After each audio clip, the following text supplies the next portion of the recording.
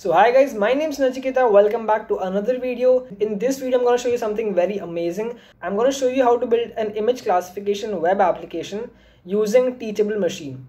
Now, the reason this video is very special is because I've made multiple videos on image classification, web application, Flask applications. However, in this video, I'm going to make the assumption that you are someone who does not know any machine learning, who has never built a web application, who does not know HTML, CSS, JavaScript. And yet I'm going to show you how you can build this web application in minutes without knowing any programming language. So this is the web application that I have built, right? And it's so easy. It's basically for detecting various hand gestures like thumbs up, thumbs down, and victory symbol. And it looks like a legit application that a startup company could be working on, right? So I just click on the button start and I'll show you how it works.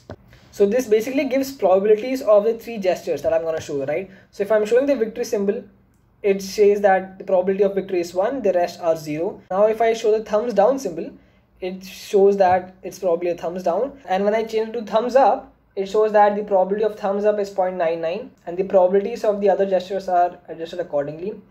So that is the web application that I'm going to show you how to build, and it's so easy to build this. Let's start from scratch. So go on to Google and search Teachable Machine. Teachable Machine is basically a web-based tool offered by Google that allows you to train machine learning models instantly. This is what the web page looks like.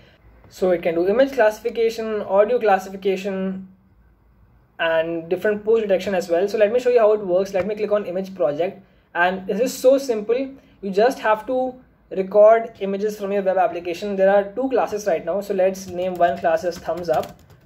And I have to upload images of that particular symbol, right? So it can train its model internally on these images. So I click on webcam. You can even upload images. Right now I'm clicking webcam and I'm showing a particular gesture. And I click on the button hold to record and it will capture images of this particular gesture and internally it will train that. So that is one symbol, right? Of course, if you want higher accuracy, you can try for having a larger data set. But this just works fine. I click on thumbs down and again I record. Now I'm going to record gestures corresponding to that.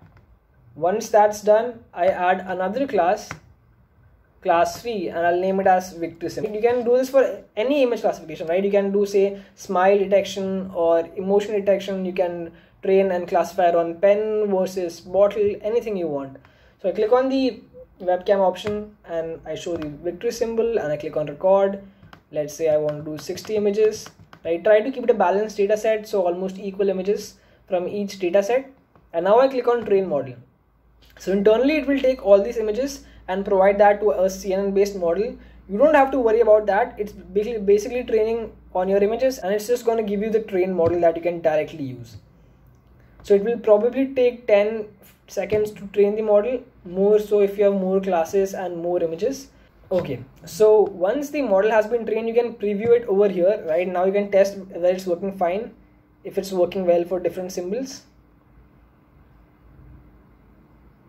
Right, so it's working decently enough. If you want to increase the accuracy, of course you can train more images, and you have some advanced settings over here that you can change, right, which is not really necessary right now. So once you have this model ready, right, you just click on export model and it will provide you a code that you can use to directly build a web application. So this is a TensorFlow JS model that we are using. TensorFlow JS is basically a library that allows you to build machine learning models in JavaScript. Again, I'm not going to teach TensorFlow JS in this video. I'm going to teach the coding part in a different video. All you have to see that they have provided a code for you, and this is the part where they're calling the model. What you have to do is click on upload my model. So what this will do is it will take the model that has been trained and it will upload it on Teachable Machines cloud, and this is the URL of the model, right? You can see over in the code they have mentioned this over here, and this is the entire JavaScript code that allows you to make predictions, right? Again, you do not have to understand this to implement it at least. And you have the TensorFlow JS version, you have the TensorFlow version as well, where it will save the model as a Keras file, and you can have TensorFlow Lite as well if you want to implement this on Android apps. So let's just stick with TensorFlow JS for now, and you literally have to just copy the code and just create any text document. So this is a new blank text document that I've created, I'm simply gonna paste my code over here, right? And let's say I save it as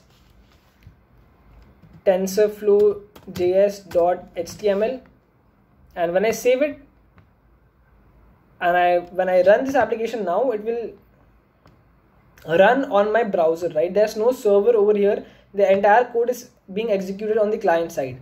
So when I click on start, it will ask me to access the camera. So I can see over here now it's running on my browser. It's working for different symbols, right? And it's working really fine. So that was it. This is a web application working. What I did was I just got a good user interface. I just went to Bootstrap. Over here I've also made a separate video on how you can use Bootstrap to build web applications. This video is not about that, right? It's very easy. You go to Bootstrap, you click on examples, you can pick any template that you like. For example, I use the cover template, and if I click on just inspect element, I can have the entire HTML code that was used to make this page. And I simply copied this over here. I just copied the entire element and I pasted it in this text document. You can see it's the entire code over here. And the only change that I made was I just included the TensorFlow.js part over here, and there was some text written over here. I replaced that by get instant push detection and real-time results. That is all. That is all the difference I made. You can use any template from Bootstrap, and when I run it, you can see that this is the application that opens up. I click on start and it's gonna work completely fine, right? So that was it for this video. I want to show you what you can do without knowing any code, and it's very easy to build applications like Teachable Machine also. If you know web development using Flask like I've taught in my videos, and you know how to build a CNN model, you can easily integrate that. They're just taking your data, providing it to a model, training it in the backend, and just providing you the code that you can use to execute it. So you can use this for Android apps as well. I'll probably make a different video on that. If you want more accuracy, you can have a bigger data set. Remember to keep it balanced, and you can upload your own images as well. So that was it for this video. If you did like it, do subscribe to this channel, and I'm gonna make videos on similar topics like this. If there's anything else you want to see, do leave that in the comments, and see you in the next video.